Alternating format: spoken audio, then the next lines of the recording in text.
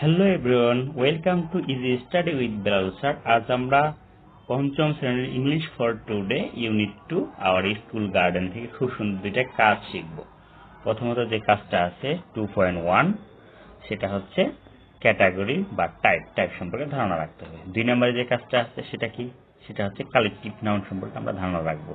তো আমরা শুরুতে যে কাজটা করবো আজকে সেটা হচ্ছে প্রথম যে বক্সটা আছে 2.1 এর, সেই বক্স থেকে আমরা কাজ করবো। প্রথমত এখানে হচ্ছে ডান দিকে কিছু বিষয় লিখতে হবে এবং হচ্ছে বাম দিকে কিছু বিষয় আছে, নেমস আছে, আর এই ডান দিকে হচ্ছে আমাদের ক্যাটাগরি অথবা টাইপগুলো লিখতে হবে।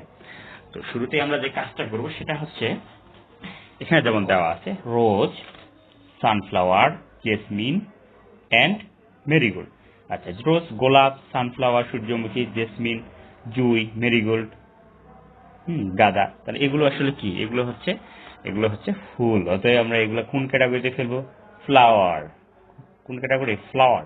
তাহলে আমরা এখানে লিখবো ফ্লাওয়ার। আচ্ছা, আমি এই ছকটাকে পুরোটাই হচ্ছে আমি একটা স্লাইডে লিখতেছি, বই না লিখে একটা স্লাইডে লিখতেছি। পুরো স্লাইডটা এরকম হবে। আচ্ছা, প্রথমে কাজটা আমরা করছি, দ্বিতীয় কাজটা আমরা করবো এখন। হ্যাঁ, দ্বিতীয় যে বি নাম্বারে যেটা আছে স্পেড, রেক এন্ড হলো সিকল। তাহলে স্পেড কি, রেক কি, এন্ড সিকল কি? তোমরা তো আগে জানো, স্পেড হচ্ছে কোদাল, রেক মানে হচ্ছে মই, এন্ড সিকল মানে হচ্ছে কাটতে। তাহলে এগুলো আসলে কি? এগুলো দিয়ে আসলে কি করে? এগুলো হচ্ছে বাগানে কাজ করে, বাগানে কাজ করার কিছু টুলস। ঠিক আছে, তারপর এগুলো হচ্ছে গার্ডেনিং টুলস। এগুলো কি? Gardening tools.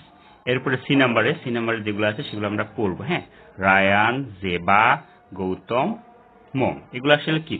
এগুলো হচ্ছে মানুষের নাম। অতএব আমরা এগুলো কোন ক্যাটাগরিতে ফেলবো? স্টুডেন্টস অথবা পিপল। ঠিক আছে, এরপরে ডি নাম্বারে আমরা পড়বো কাউ, গড, শিপ, বাফালো। আসলে এগুলো কি? এগুলো আমরা অর্থগুলো যদি দেখি তাহলে কি? কাউ মানে গরু, গড মানে ছাগল, শিপ মানে ভেড়া, বাফালো মানে কি? ষাঁড়। এগুলো আসলে কি? এগুলো হচ্ছে প্রাণী, হ্যাঁ, পশু যেটা আর কি। তো আমরা এগুলো লিখতে পারি যে এনিমেল। ঠিক আছে, এগুলো লিখবো কি? এনিমেল। দ্বিতীয় ই নাম্বারে যেটা কাজ করবো সেটা হচ্ছে কি? ম্যাকপাই, পিজন, ক্রো, তারপরে কি? প্যারট। ঠিক আছে, ম্যাকপাই মানে কি? ম্যাকপাই হচ্ছে দোয়েল। ম্যাকপাই দোয়েল। পিজন শব্দের অর্থ কি? পিজন শব্দের অর্থ হচ্ছে কবুতর। পিজন শব্দের অর্থ কবুতর। ম্যাকপাই শব্দের অর্থ কি? দোয়েল। পিজন শব্দের অর্থ কবুতর। ক্রো কাক। প্যারট শব্দের অর্থ কি? প্যারট শব্দের অর্থ হচ্ছে টিয়া পাখি। প্যারট শব্দের অর্থ টিয়া পাখি।